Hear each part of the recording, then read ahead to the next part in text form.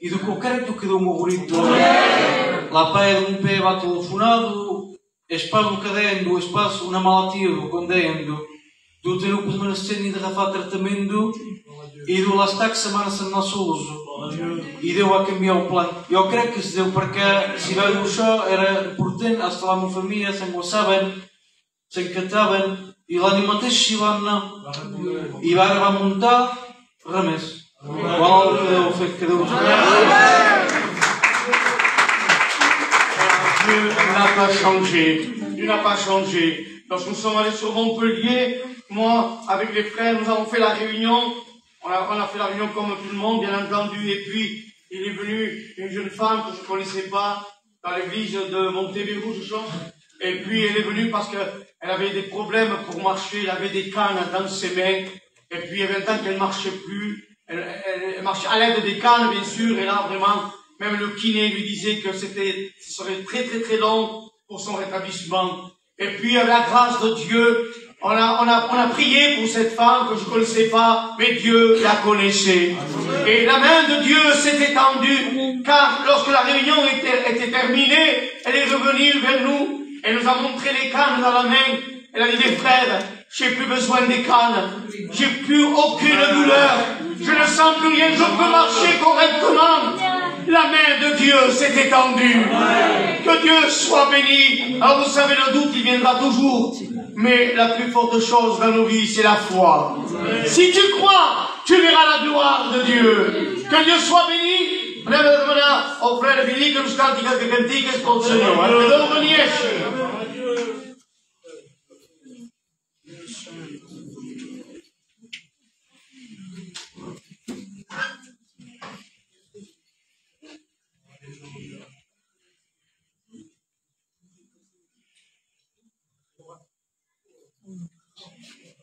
Ajuda o pai a Angelina. Mas eu disse que se sabia, porque depois não sabia fora.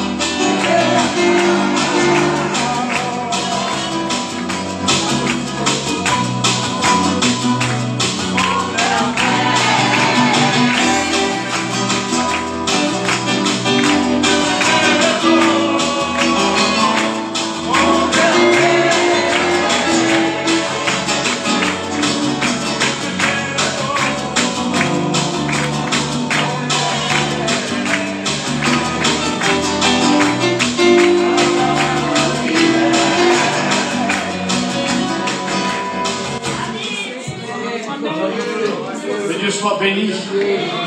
Que Dieu soit glorifié. On va écouter un témoignage. Je demande pardon pour le frère. Je rappelle le frère parce que maintenant, il y a un temps qui vient avec le Seigneur. Et normalement, moi déjà, par principe, passe par mal, mais on ne fait pas témoigner quelqu'un vite fait rapidement comme ça. Il faut un temps pour le témoignage. Déjà, il faut qu'il se voie au milieu des autres, le témoignage. Avant de venir le dire ici, il faut qu'il se voie déjà au dehors. Et quand au dehors, il se voit, je pense qu'après, dans l'église, ça paraît normal que ce jeune dise ce que Jésus a fait dans sa vie. Il est à un doigt de son baptême. Que Dieu soit béni. Il se prépare bien avec sa compagne, se sont concertés. Dans la Salomé, c'est qui? Voilà. Et elle aussi, elle a quelque chose dans son cœur, vraiment, que Dieu l'a béni. On a parlé, Dieu est en train de la travailler. On a exhorté avec ma compagne. Je bénis Dieu pour cela. C'est pas la gloire à moi, hein. C'est ce que Dieu fait dans leur cœur, les amis. Moi, j'ai rien fait. C'est Dieu qui le fait. Toujours je mets Dieu devant. Toujours je le mets devant. Jamais je me mets devant. Je ne veux pas. Je sais que Dieu fermerait les vannes. Il me laisserait sec comme un os. Je veux que ce soit Dieu qui soit en premier. C'est notre frère Brandon qui est au milieu de nous.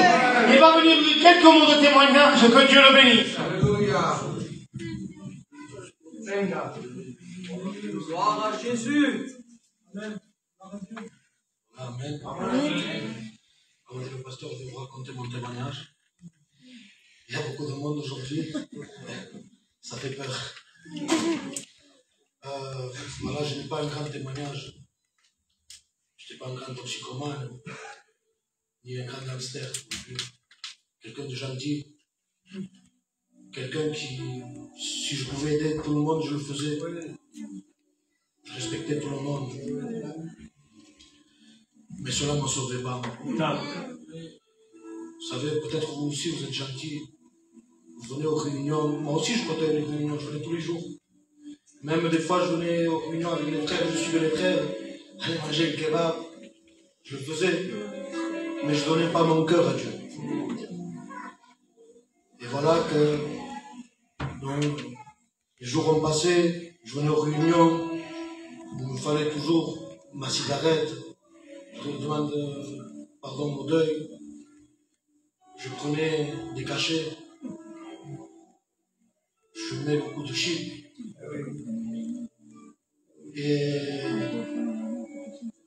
Et en venant aux réunions, je me disais, je vais m'améliorer. Mais toujours c'était la même chose. Je ne voulais pas délaisser ce que j'avais dans le monde. Je venais, mais au fond de moi, je ne voulais pas. Et pour faire vite, j'ai passé par des problèmes chez moi. Et j'ai dit, je vais me donner à Dieu. Parce que Dieu a fait beaucoup dans ma famille. Mais je ne me suis pas donné à Dieu. Et je suis reparti pire. À tel point que je refusais que les chrétiens viennent me parler. Je disais que Dieu n'existait pas. Je parlais mal de Dieu. J'avais un cœur dur. C'est mon frère Manon qui venait me parler de Dieu. Et je le remercie. Mais malgré cela, je refusais. Je disais que non. À tel point que je me fâchais avec lui. Je lui disais de partir, que je ne voulais pas de Dieu. Mais je bénis Dieu parce qu'un jour, j'étais chez moi, angoissé, triste. Et je ne savais pas pourquoi. J'avais un travail, j'avais ma femme, mon fils, j'avais tout. Et je me disais, je suis triste dans ma vie. Et Dieu me travaillait. Dieu me parlait. Il me disait de venir ici. Non pas ici, 4 murs, mais avec Dieu. Amen. Et les frères m'ont appelé. Mon frère Nanon m'a appelé. J'étais dehors, je passais. Et c'est Dieu, c'est le plan de Dieu. Alléluia. Il m'a appelé, il m'a dit, on va faire une réunion de prière. C'était pas dans une belle réunion. Il n'y avait pas un bon prédicateur. C'était simplement des chaises et des frères qui étaient en train de prier. Et j'ai donné ma vie au Seigneur. Amen. Ce jour-là, franchement, si j'ai un conseil de vous donner, donnez votre vie à Dieu. C'est pas parce que dehors, il y a la guerre, il y a tout ce qui va venir, qu'il faut venir à l'église. Il faut venir à l'église et rencontrer Jésus. Que Dieu vous bénisse.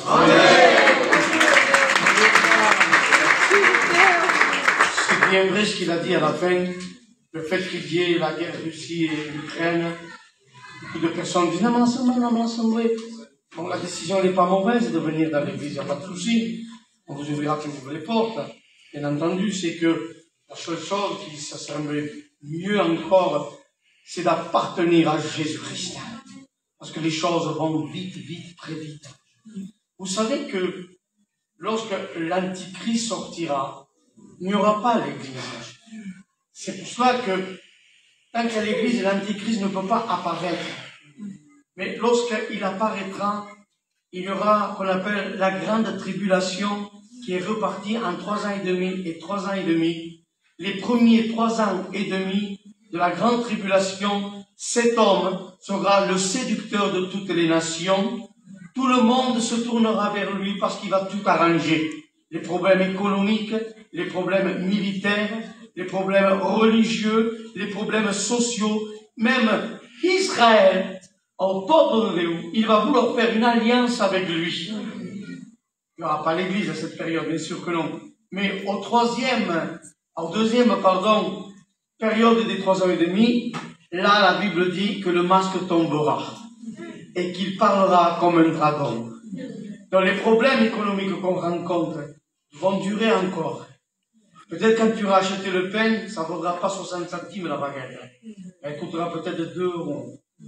L'essence, maintenant, on n'a plus envie de prendre la voiture. 2 € le litre. Avec 10 €, tu mets que 5 litres. Alors, on va mettre ce litre. Attendez que c'est pas fini. Ça touche tous ces systèmes-là. Ça veut dire quelque chose de grand. Lisez Matthieu 24. Vous entendrez des guerres et des bruits de guerre. Mais ça ne sera pas encore le temps voulu. Mais le temps viendra où tu ne vas pas t'en apercevoir. Parce que si tu viens à t'en apercevoir, c'est pas biblique. La Bible dit qu'il viendra comme un clin d'œil de Christ. Il viendra chercher son Église. Il est temps, ami, que tu donnes ton cœur à Jésus, afin que tu puisses être sauvé et appartenir à Jésus-Christ. Que Dieu soit béni. Je vous amènerai une étude biblique dans cette conduite-là. On le fera ensemble dans une réunion pour les sœurs, ou alors dans une réunion du dimanche matin, et on verra ça ensemble, bien détaillé, où je vous assure que je vais vous empêcher de dormir pendant au moins une nuit, à ce fait que le lendemain, quand vous vous réveillerez, vous irez direct vers Jésus. Que Dieu soit béni. Donc, on va laisser maintenant la place, je les avertis les garçons. Chantez-moi de ces cantiques, que vous chantez extraordinairement bien. Ils ont des morceaux de cantiques extra, et il faut un leader là au milieu, quelqu'un qui va diriger. Donc, Giovanni, il est un peu dans ce domaine-là. Je ne dis pas que c'est un grand chanteur, mais ça va, il tient la route, on dirait. Et puis, l'équipe qu'il y a avec lui, elle est parfaite aussi. Donc, ils vont s'entendre. Je demanderai qu'ils viennent là, nous chanter à la gloire de Dieu. Que Dieu le bénisse.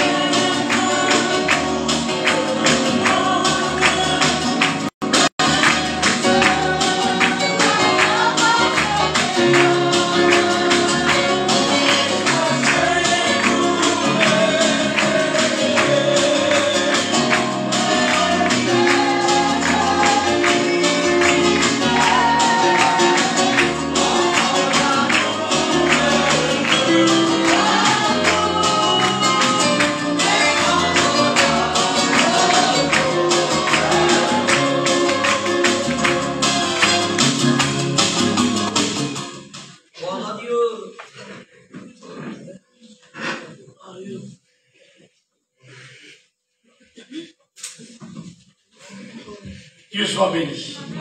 Vous êtes sérieux ce soir, devant Dieu.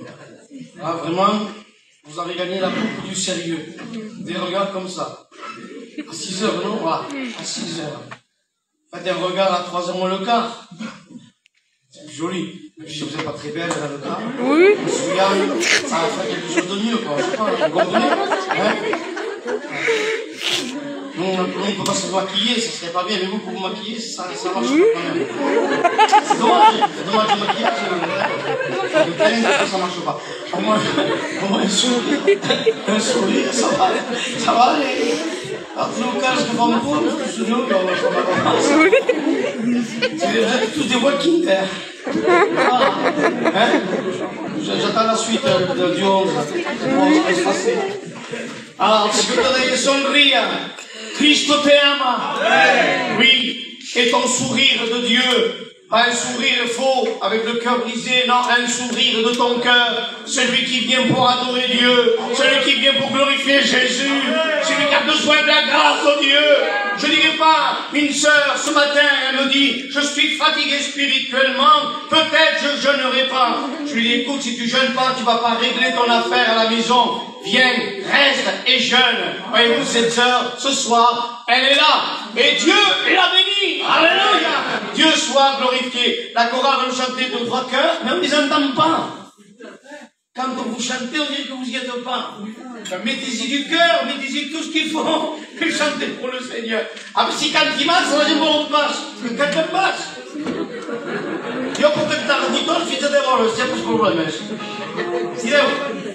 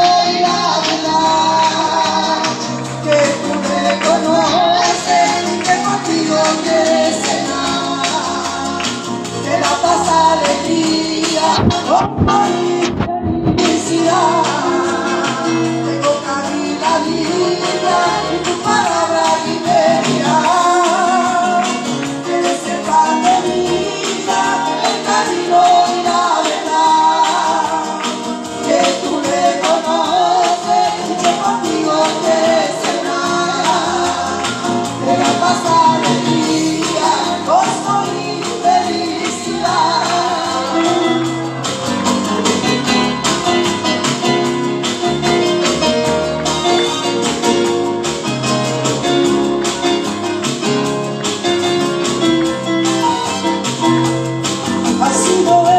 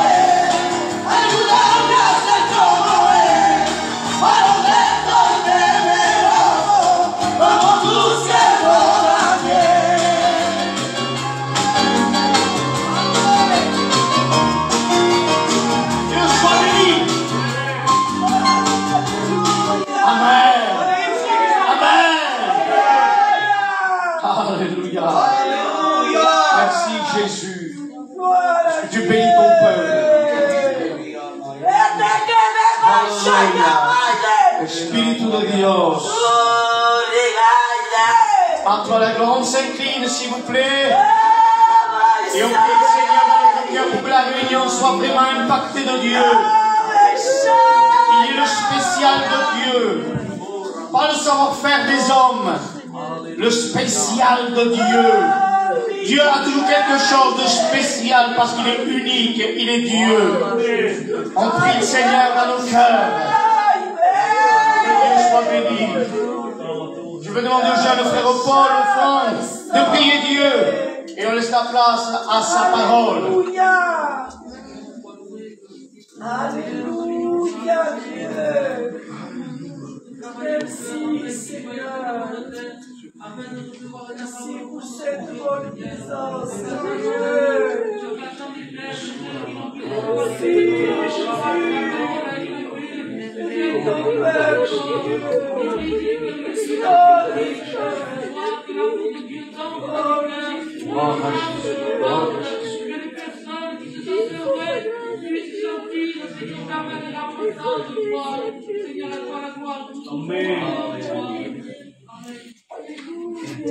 Le peuple dit Amen. Que Dieu soit béni. C'est vrai qu'il faut un renouveau. Les nouveaux cantiques qu'il y a maintenant sont beaux, mais les anciens ne sont pas perdus de vue. Je pense que nos anciens cantiques sont toujours bons. Amen. Et on en a encore la preuve ce soir. Nos cantiques viennent de Dieu. On chante pour Dieu. Ce soir, ça va être simple, ça va être court, et ça dépend de ta décision.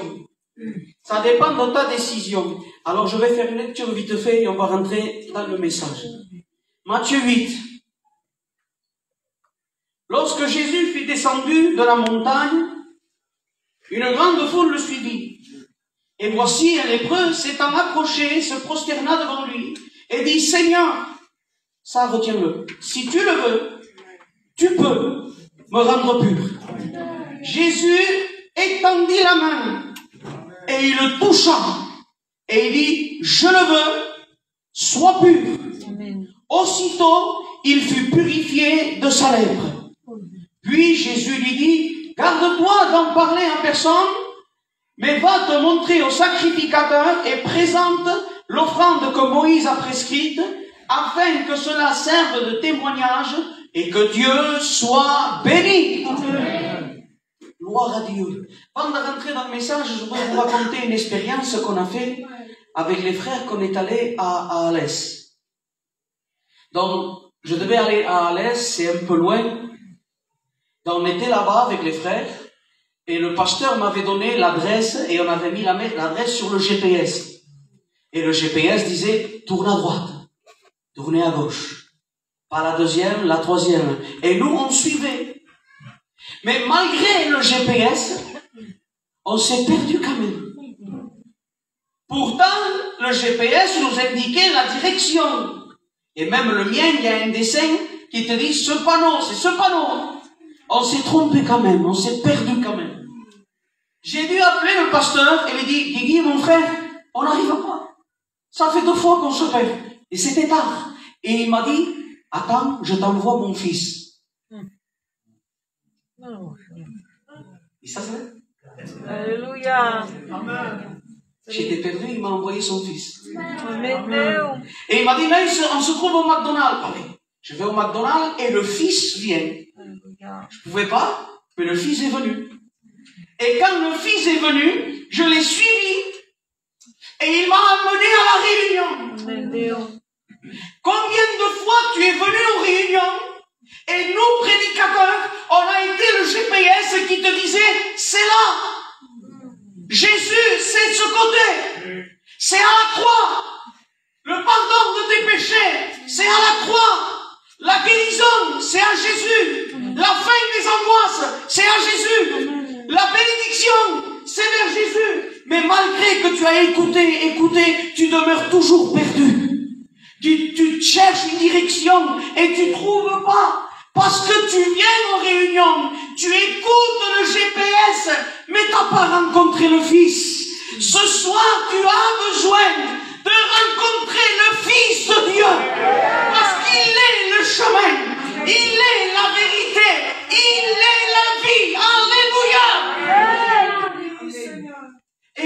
un jour, un lépreux a eu besoin de rencontrer le Fils. Et la lèpre, comme vous le savez, est symbolique du péché. Comment elle agit, la lèpre? La lèpre, t'explique. Elle tue les nerfs, ça fait que tu deviens insensible et ton corps se détruit tout étant vivant.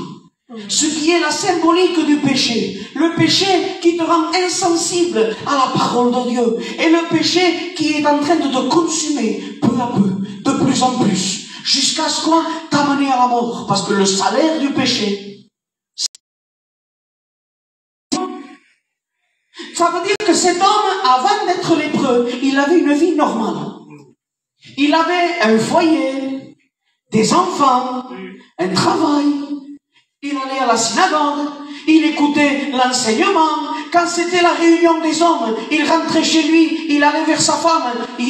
Qui prêcha? A prêchat Nicodème, ensenya bé, se sent regalat. Pensa que demà cal fer l'ensenyament als nois. Quin text els cal aprendre? Demà anem a les aprendre Genèse 3. Parce que les Juifs, pendant une semaine, enseignent un texte à leurs enfants et l'apprennent pas par cœur. Et pendant une semaine, chaque jour, bon, Genèse 1.3, et je chaud, lendemain tournant, et Genèse 1.3, chaud. Il enseignait la Torah à ses enfants. Il allait à l'assemblée mensuelle, et un jour, il a remarqué que sur sa main, il y avait une tache. Comme la sœur a pu faire l'expérience, oui. C'est quoi ça? C'est peut-être de l'allergie, c'est peut-être de l'eczéma, ou peut-être un moustique, ou une araignée. Il ne voulait pas réaliser le vrai problème. Et nous, on est comme ça aujourd'hui. On n'ose pas réaliser le vrai problème. On n'ose pas réaliser que le péché est le problème de tout. Que le péché nous mène à la mort. Tu es gentil, mais si tu n'as pas Jésus, tu vas gentiment, mon frère. Tu as un foulard, ça ne veut rien dire. Tu as une Bible, une calamisement. Si tu ne rencontres pas le Fils, le péché, lui fait son chemin. Et lui, il était là. C'est pas les allergies. Mais un jour, 2 jours, 3 jours, une semaine, il voit que la tâche grandit. Et là, la crainte le remplit. Massacre est lèpre. Et il est obligé, si c'est de la lèpre, d'aller voir le docteur. Il est obligé d'aller voir le sacrificateur pour qu'il se fasse examiner. Sacrificateur, regarde, j'ai une tache là, et je veux savoir si c'est de la lèpre. T'impone que la main sur la case, comme le virus. Et tu sais ce que faisait le sacrificateur? Il l'examinait et il le confinait une semaine. Confiné. Il sortait pas, il parlait pas. Donc, imagine-toi, les 7 jours qu'il était confiné, au cap que devia pensar. Qu'est-ce que t'as dit, Dorian, après? Que deies que si pas això, pensaves, et il també feia igual. Il devait dire, Seigneur, s'il te plaît, Adonai, que ce soit pas la lèpre. S'il faut qu'on enlève la main, qu'on enlève la main. Mais que s'il y passe lèpre, j'ai des enfants, j'ai une femme, j'ai un foyer. Si j'ai la lèpre, il faut que je parle. Seigneur, s'il te plaît. Il fallait pas se mettre par il devait vraiment, hein. Il n'avait pas envie de regarder la télé, lui, hein. Il n'avait pas envie de se reposer, hein. S'il a passé 7 jours, il a fait 7 jours de jeûne, hein. Il a fait se payer, hein. Parce qu'il savait les conséquences, hein. Le péché est grave, hein. Et quand il passe devant la commission des sacrificateurs, il leur dit, verdict, ça va tomber. Que, monsieur, désolé, vous êtes lépreux. Et qu'est-ce que je dois faire maintenant?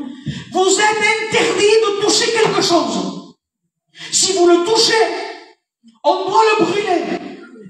Interdiction de s'asseoir sur une chaise. Si vous vous asseyez, il faut la brûler. Si vous rentrez dans une maison, on brûle la maison. Si vous touchez quelqu'un, la personne est impure. Interdiction, mais monsieur, je peux aller voir ma femme, mes enfants une dernière fois. Prendre mes enfants, on leur dit quoi? Ils me manquent. T'as pas compris? Plus le droit, un bisou à tes enfants, c'est fini. Tu n'as même pas le droit de les voir de près. Si tu les vois, ce sera de loin, de 100 mètres. Mais pour la case de la valise, monsieur, non. Si tu rentres chez toi, on doit la brûler. Ah ben, qu'est-ce que je fais, monsieur? Où je vais? Mais quand on a un lieu spécial, un lieu spécial qu'on a fait pour vous, c'est où? C'est la vallée des lépreux. Où il y a plein de gens comme toi. Ah, c'est où? Tu sors de Jérusalem, tu pars de ce côté, tu verras, c'est une montagne avec des grottes, tu vas sentir que c'est là. Ah, eh ben je pars, monsieur. Ah, mais attends, t'as oublié quelque chose, Sultan. Tiens des bandelettes et tiens une cloche. C'est pourquoi faire ça, monsieur?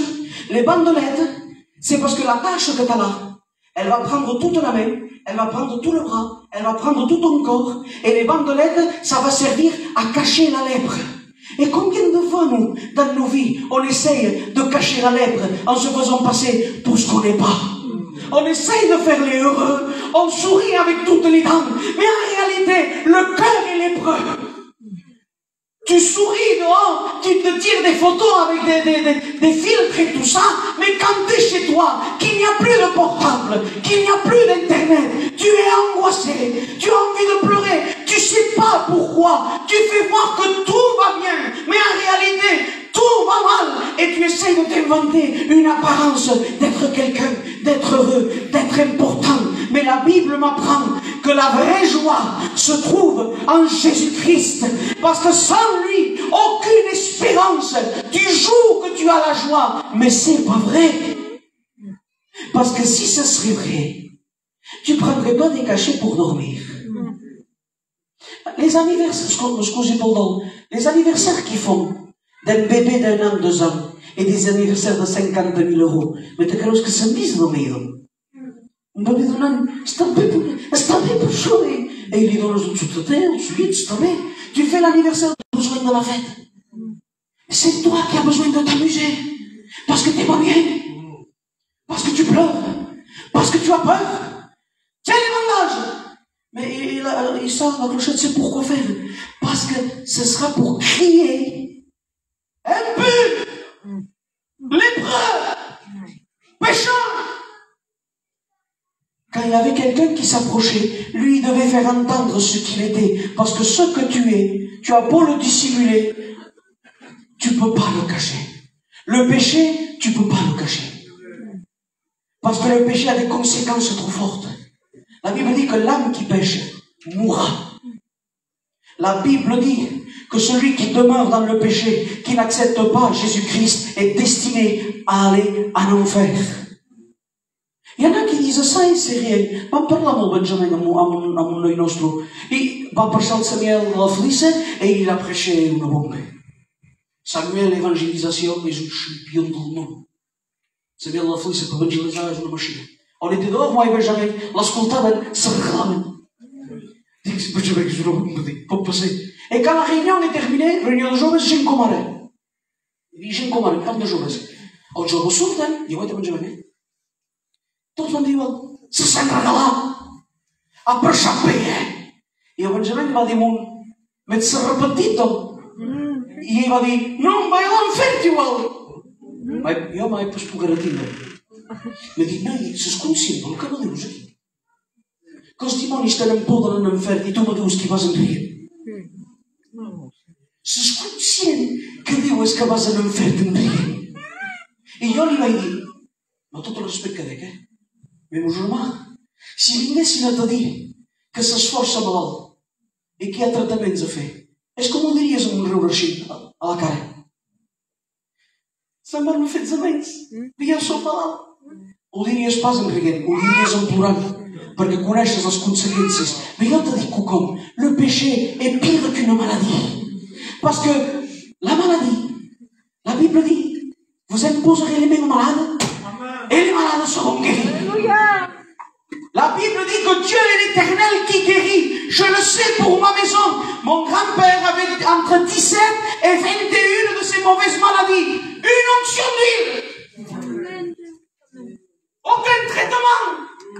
Aucun rayon. Une onction d'huile. Dimanche matin. Mardi, les 21, il était parti. Parce que l'Éternel guérit. La maladie t'empêche pas de rentrer au ciel. Mais le péché, oui. Il est resté sérieux, il a changé. Et lui, donc il avait sa clochette et et il avait ça sous le bras, et il est allé à la vallée des lépreux. Et quand il est allé là-bas, il a vu plein de personnes comme lui. Mais que ça faisait longtemps qu'il avait. Longtemps qu'ils étaient lépreux. La lèpre avait pris le corps. Et veia un que le mancava una partida de la cara. En veia un que la maladie qui route. Et des fois, il en veillait un qui était mort. Et qu'est-ce qu'il se devait se dire? Je vais finir comme ça.